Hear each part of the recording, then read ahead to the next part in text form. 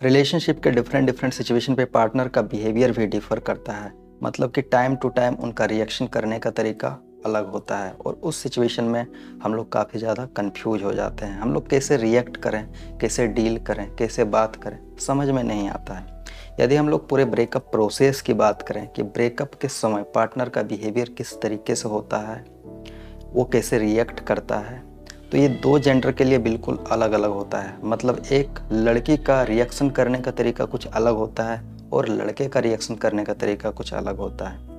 यदि हम लड़कों की बात करें, मतलब जो लड़के लड़कियों को छोड़ के जाते हैं, वो एक प्लान लेके आते हैं। हो सकता है कि उनका पर्पस ही हो, आपसे कुछ उसको चाहिए होता है, हो सकता है फिजिकल होने के लिए वो आया हो और जिस वजह से आपके साथ रिलेशनशिप में आया, टाइम पास किया, उसके बाद से वो आपसे आपको इग्नोर करने लगा, आपको छोड़ के चला गया। पहला पर्पस उसका वो हो सकता है। दूसरा पर्पस ये हो सकता है, पर्पस नहीं बल्कि वो क्यों जा रहा है, दूसरा रीज़न ये हो सकता है कि आपने उससे काफ़ी ज़्यादा इरिटेट कर दिया हो और जब काफ़ी ज़्यादा इरिटेट कर दिए तो वो थोड़ी देर के लिए उसको स्पेस चाहिए होता है, मैक्सिमम 1 मंथ। 1 मंथ के बाद वो आपके पास डेफिनेटली वापस आ जाएगा। यदि आप ऐसे सिचुएशन में पेशेंस रखते हो और सामने वाले से दूरी बनाते हो, नो कॉन्टैक्ट में चले जाते हो तो। तीसरा सिचुएशन ये हो सकता है कि वो लड़का थर्ड पर्सन से इंगेज हो चुका है और यदि थर्ड पर्सन से वो इंगेज हो चुका है तो उसके आने के चांसेस बिल्कुल भी नहीं हैं। और यदि वो सिर्फ इरिटेट होके गया है तो उसके आने के चांसेस बनते हैं। हो सकता है आपने उसे चीट किया या कुछ झूठ बोला और जिस वजह से वो शॉर्ट पीरियड के लिए आपसे दूरी बना लिया है, तो फिर पूरे चांसेस बनते हैं कि आपके साइलेंट रहने से वो एक टाइम के बाद वापस आएगा। तो ये हो गया लड़कों का बात। अब यदि हम लड़कियों की बात करें तो लड़कियां ऐसी नहीं होती है। लड़कियों का जो अप्रोच करने का तरीका होता है वो पैसिव होता है, लेकिन लड़कों का अप्रोच करने का तरीका क्या होता है, एक्टिव होता है।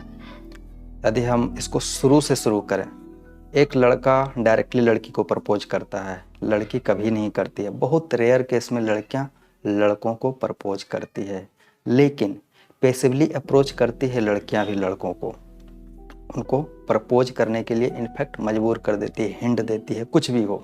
लेकिन लड़कियां डायरेक्टली प्रपोज नहीं करती है। तो लड़कियों का ये पैसिव अप्रोच हुआ और लड़कों का जो बिहेवियर है वो है एक्टिव अप्रोच करने का।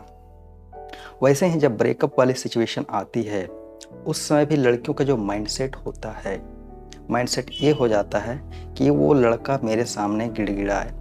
हो सकता है वो लड़की कोई थर्ड पर्सन के साथ इंगेज नहीं हुई है, वो लड़की किसी थर्ड पर्सन के साथ इंगेज नहीं हुई, वो बस आपको इग्नोर कर रही है।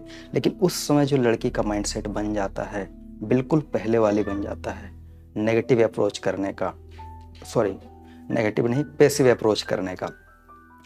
वो आपको चाहती है कि ये हमेशा मेरे सामने गिड़गिड़ाए, इसलिए नहीं चाहती है कि रिलेशनशिप ठीक हो जाए।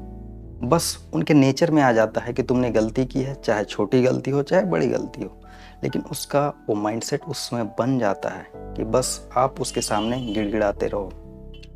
और लड़के ऐसा करते भी हैं, लड़के गिड़गिड़ाने लगते हैं या लड़ाई करने लगते हैं या चिल्लाने लगते हैं उस समय। और उस समय लड़के ये सबसे बड़ी गलती करते हैं। लड़कियां ये चाहती है कि ये गिड़गिड़ाए, इसलिए नहीं चाहती है कि रिलेशनशिप को ठीक करना है या वो माफ़ी मांगने से हम उसको माफ़ कर देंगे, ऐसा उसके माइंड में नहीं चल रहा होता है। लेकिन बस ये चाहती है गिड़गिड़ाते रहे। सच है, फैक्ट है। और लड़के जब ऐसा करते हैं तो लड़कियों का इंटरेस्ट भी लूज हो रहा होता है, उसे कुछ भी नहीं पता चल रहा होता है, वो बस इग्नोर पे इग्नोर किए जाती है आपको। और इस समय लड़के काफ़ी ज़्यादा परेशान होते हैं और इस वजह से भी ब्रेकअप हो जाता है। तो लड़कियों का मेंटल स्थिति ब्रेकअप वाली सिचुएशन में बस लड़कों को डाउन करना होता है, इसमें कोई डाउट नहीं होता है, जाने अनजाने ही सही। लेकिन उस समय उन लोग रिलेशनशिप को ठीक करने के लिए कोई भी इंटरेस्ट नहीं दिखाता, वो इंटरेस्टेड होती ही नहीं है, वो बस चाहती है अपना गलती बार बार माने।